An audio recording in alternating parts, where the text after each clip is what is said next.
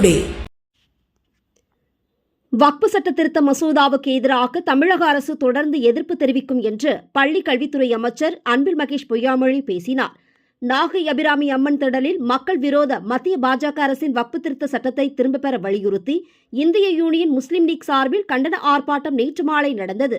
ஆர்ப்பாட்டத்திற்கு மாவட்ட துணைத் தலைவர் மெய்னுலாபுதீன் தலைமை வகித்தார். துணைச் செயலாளர் ஆஷிக் அகமது மரைக்காயர் வரவேற்றார். தஞ்சை மண்டல ஒருங்கிணைப்பு செயலாளர் சாகா மாலிம் தொடக்க உரையாற்றினார். ஆர்ப்பாட்டத்தில் திமுக மாவட்ட செயலாளர்கள் கௌதமன், நகர செயலாளர் மாரிமுத்து ஆகியோர் பேசினர். சிறப்பு அழைப்பாளராக தமிழக பள்ளி கல்வித்துறை அமைச்சர் அன்பில் மகேஷ் பொய்யாமொழி கலந்து கொண்டு பேசியது. சாத்தியத்தை உருவாக்கினார்கள். அதனால்தான் எங்களுடைய முரசொலி இதழ் சொல்லும் பொழுது நள்ளிரவில் இந்த திருத்த மசோதாவை அவர்கள் நிறைவேற்றியிருக்கார் என்று சொல்லும் பொழுது அந்த இருள் சூழ்ந்த நேரத்தில் ஒரு இருள் சூழ்ந்த மசோதாவாகத்தான் இது பார்க்கப்படுகிறது என்று எங்களுடைய முரசொலி இதழ் சொல்லியது. ஆக அந்த விதத்தில் தான் ஏப்ரல் 2ஆம் தேதி என்பது நம்மை பொறுத்தவரைக்கும் சிறுபான்மை மக்கள், குறிப்பாக இஸ்லாமிய சமுதாயத்தை பொறுத்தவரைக்கும் வரலாற்றிலே அது ஒரு கருப்பு நாளாக அது பார்க்கப்படுகிறது என்று சொல்லும் பொழுது எப்படிப்பட்ட ஒரு நிகழ்வை இன்றைக்கு அந்த ஒன்றிய பாஜக செய்திருக்கிறது என்பதை நீங்கள்லாம் சற்று சிந்தித்து பார்க்க வேண்டும்.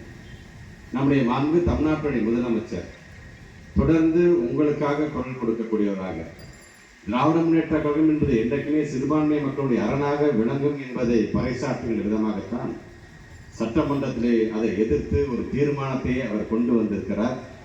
தீர்மானத்தை கொண்டு வந்தது மட்டுமல்ல, திராவிட முன்னேற்ற கழகத்தோடு சேர்த்து ஏறத்தாழ 70க்கும் மேற்பட்டிருக்கின்ற அமைப்புகள் உச்ச நீதிமன்றத்தை நாடிய பொழுது இன்றைக்கு உச்ச நீதிமன்றமும் நமக்கான ஒரு நல்ல தீர்ப்பாக ஒரு இடைக்கால தடையை இந்த வக்பு சட்ட மசோதாவிற்கு கொண்டு வந்திருக்கிறது என்பது நமக்கான ஒரு பெருமையாக நாம் பார்க்கின்றோம்.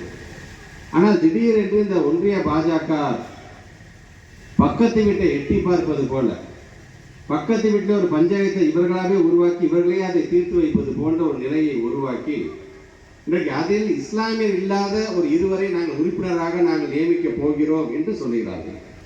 ஒரு நல்லா தெரிஞ்சு 2023 சிறுபான்மை ஆணையம் சார்ந்து கூட்டப்பட்ட ஏறத்தால் 4 கூட்டங்களில் இந்த வக்பு வாரியத்தை பற்றி ஒரு முறை கூட அவர் பேசவே இல்லை. அது மறைக்கப்பட்டிருக்கின்றது. எப்படி அவர் திட்டமிட்டு படிப்படியாக நம்மை கண்ணை கட்டி இப்பொழுது இந்த அளவுக்கு அவர்கள் கொண்டு வந்திருக்காங்க என்று சொல்லும்போது அதை விழித்துக் கொள்ள வேண்டிய ஒரு முதல் மாநிலமாக எது இருக்குது என்று சொன்னால் நம்முடைய தமிழ்நாடு மாநிலம் முத்துவேல் கருணாநிதி ஸ்டாலின் ஆளுகின்ற நமது மாநிலமாக இருக்கிறது.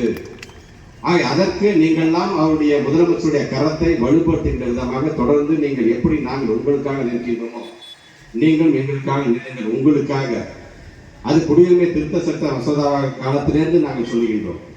உங்களுக்காக, உங்கள் குடும்பத்தில் ஒருவராக நாங்கள் இருக்கின்றோம், என்றைக்குமே இருப்போம் என்பதை பறைசாற்றுவதற்காகத்தான் இன்றைக்கு இந்த நிகழ்வில் நான் கலந்து கொள்கின்ற ஒரு நிகழ்ச்சி அது இல்லை என்று சொன்னாலும், நம்முடைய ஐயுஎம்எல்ஏ சார்ந்திருக்கின்ற அண்ணன் அபுபக்கர் அவர்கள் தொலைபேசியில் சொன்னார், நீங்கள் நாகப்பட்டினம் வரதான் நான் கேள்விப்பட்டேன், அங்கே ஒரு கண்டன ஆர்ப்பாட்டத்தில் அதை கலந்து கொள்ள முடியுமா என்று கேட்டார். என்ன முடியுமா, நம்ம ஊரில் நடக்குது, நம்ம மக்கள் நம்ம சொந்த மக்கள், நான் போயிட்டு வரேன் என்று நான் சொன்னேன். ஆக அந்த அளவுக்கு இன்றைக்கு உங்களோடு நாங்கள் நிற்கின்றோம். 5 வருட காலம் நீங்கள் இஸ்லாத்தை கடைபிடித்தால்தான் வக்பு வாரியத்திற்கு கும்பிடுவோம், மாரியம்மனை நாங்கள் கும்பிடுவோம். 5 வருஷம் கோயிலுக்கு போனால் தான் நன்கொடை சொல்கிற மாதிரியான செயலை நீங்கள் செய்து கொண்டிருக்கின்றீர்கள். அதனால தான் இன்றைக்கு மிகப்பெரிய ஒரு தீர்ப்பாக 8ஆம் தேதி ஒரு தீர்ப்பு வந்தது. ஆளுநருக்கு அதிகாரம் இல்லை, ஆளுபவர்களுக்கே அதிகாரம் என்ற தீர்ப்பு வந்துச்சு. பார்த்தீங்களா, அன்றைக்கு மாண்பை பொருந்திய உச்ச நீதிமன்றத்துடைய நீதிபதி சொன்னார், அரசியலமைப்பு சட்டம் என்பது மிகவும் உயர்வான சட்டம். அந்த சட்டம் மோசமானவர்களை கையில் சென்றது என்று சொன்னால் அது மோசமான விதத்தில் அது பயன்படுத்தப்படும் என்று சொன்னார். பார்த்தீங்களா, அதைத்தான் இன்றைக்கு அவர் செய்து கொண்டிருக்கின்றார்கள். அண்ணல் அம்பேத்கர் நமக்காக இயற்றப்பட்ட அந்த சட்டங்களை எல்லாம் இன்றைக்கு மாற்றக்கூடிய இடத்தில் இன்னைக்கு சட்டத்தை ரத்து செய், அபகரிக்காதே அபகரிக்காதே அபகரிக்காதே அபகரிக்காதே வக்ஃபு சொத்தை அபகரிக்காதே, வக்ஃபு சொத்தை அபகரிக்காதே அபகரிக்காதே அபகரிக்காதே அபகரிக்காதே அபகரிக்காதே வக்ஃபு சொத்தை அபகரிக்காதே, வக்ஃபு சொத்தை அபகரிக்காதே. இறைவன் சொத்தை அபகரித்தால், இறைவன் சொத்தை இறைவன் சொத்தை அபகரித்தால், இறைவன் சொத்தை அபகரித்தால் அழிவு நிச்சயம் மறவாதே, அழிவு நிச்சயம் மறவாதே. வஞ்சிக்காதே வஞ்சிக்காதே வஞ்சிக்காதே வஞ்சிக்காதே முஸ்லிம்களை வஞ்சிக்காதே, முஸ்லிம்களை வஞ்சிக்காதே. பிரிக்காதே பிரிக்காதே பிரிக்காதே பிரிக்காதே மதத்தின் பெயரால் மக்களை பிரிக்காதே, பிரிக்காதே மதத்தின் பெயரால் மக்களை பிரிக்காதே நிராகரிப்போம் நிராகரிப்போம் நிராகரிப்போம் நிராகரிப்போம் வெறுப்பு அரசியலை நிராகரிப்போம்